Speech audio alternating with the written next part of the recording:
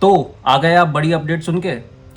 ये बड़ी अपडेट किसी फ्रेंचाइजी, किसी फिल्म या किसी स्टार के बारे में नहीं है।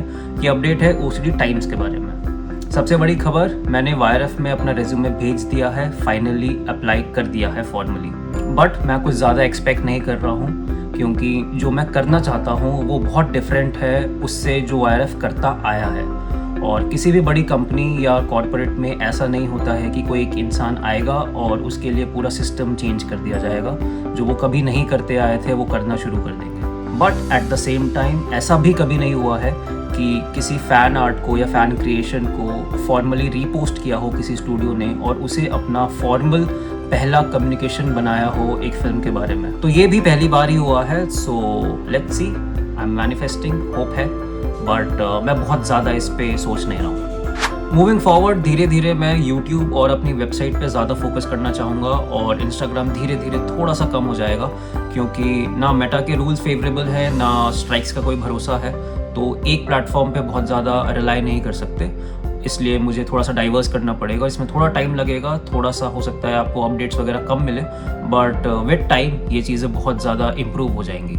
धीरे धीरे अब मेरा फोकस ये भी रहेगा कि मैं रियल ओरिजिनल क्रिएटर्स के साथ कोलैबोरेट करूँ। फ्रीलांस करते करते मेरा एक कॉलीग दोस्त बन गया, हमारी फिल्मों पे बहुत सारी बातें हुआ करती थी।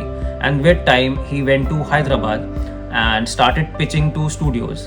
फिर वो एक तेलुगु फिल्म में एडी बना, जो कि एक फ्रेंचाइजी फिल्म है और मे बी नेक्स्ट ईयर आने वाली है, बड़ी फिल्म है। जब उसका शूट ऑलमोस्ट ख़त्म होने को था तब उसने जाके अपने लिए एक शॉर्ट फिल्म शूट की। वो शॉर्ट फिल्म के कुछ पोस्टर्स मैंने बनाए हैं और मार्केटिंग में कुछ प्लानिंग वगैरह मैंने की है। छोटा बजट और कम रिसोर्सेज के साथ वो फिल्म बनी है, बहुत जल्दी यूट्यूब पे आएगी और उसकी मार्केटिंग वगैरह की चीज़ें मैं डालना शुरू करूँगा। So please support. फिर एक बॉलीवुड फ्रेंचाइजी के ऊपर एक फ़ैन फिक्शन मैंने सोचा है। मोर और लेस कहानी मेरे माइंड में है, क्रक्स रेडी है, लेकिन उसको अभी पेन डाउन करना बचा है।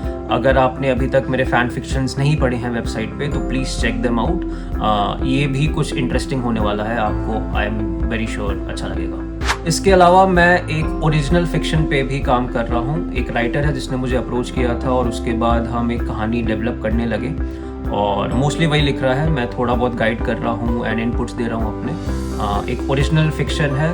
फिक्शन मतलब मिथोलॉजिकल फिक्शन है, जैसे कि कल्कि में था। हमारे रामायण महाभारत से कुछ किरदार हैं, कुछ शक्तियां हैं, कुछ पावर्स हैं, जिसके बेसिस पे कहानी डेवलप की है। ब्रह्मास्त्र भी एक एग्जांपल हो सकता है, नक्शा मूवी भी एक एग्जांपल थी उसका। तो वैसा कुछ हमने सोचा है। ये 4 पार्ट में रिलीज़ करेंगे वेबसाइट पे, हर हफ्ते एक पार्ट आएगा उस स्टोरी का। और फिर एक सिंगर ने भी अप्रोच किया था जिसने एक ओरिजिनल गाना बनाया है, कंपोज किया है, लिखा है, गाया है। तो उस गाने को भी हम कुछ पैकेज करके कुछ वीडियो वगैरह बना के हम उसको पोस्ट करेंगे।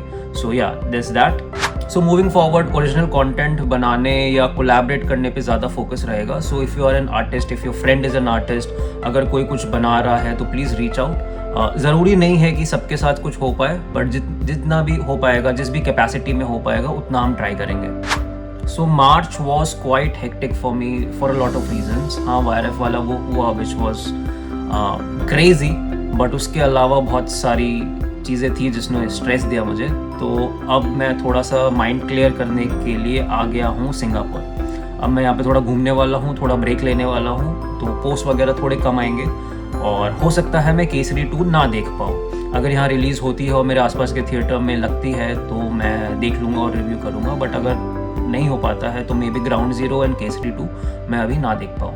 और दोस्तों, यहाँ तक आ ही गए हो तो लाइक कर देना, सब्सक्राइब कर देना। तुम जानते ही हो इस दुनिया में नंबर्स बहुत ज़्यादा मैटर करते हैं, वरना अच्छा काम भी रिकॉग्नाइज नहीं हो पाता है। एक एग्जांपल तो है ही वायरएफ का इस बार। तो प्लीज़ लाइक कमेंट, उससे बहुत ज़्यादा मोटिवेशन मिलता है। और कमेंट में जो भी क्वेश्चंस हो, जिस टॉपिक पे आपको और जानना हो और चाहते हो कि मैं रील बनाऊँ या यूट्यूब वीडियो बनाऊँ, तो वो सारी चीज़ें मेंशन कर देना। बात करना, कमेंट करना, डिस्कस करना, वो मुझे काफ़ी अच्छा लगता है। तो प्लीज़ कमेंट।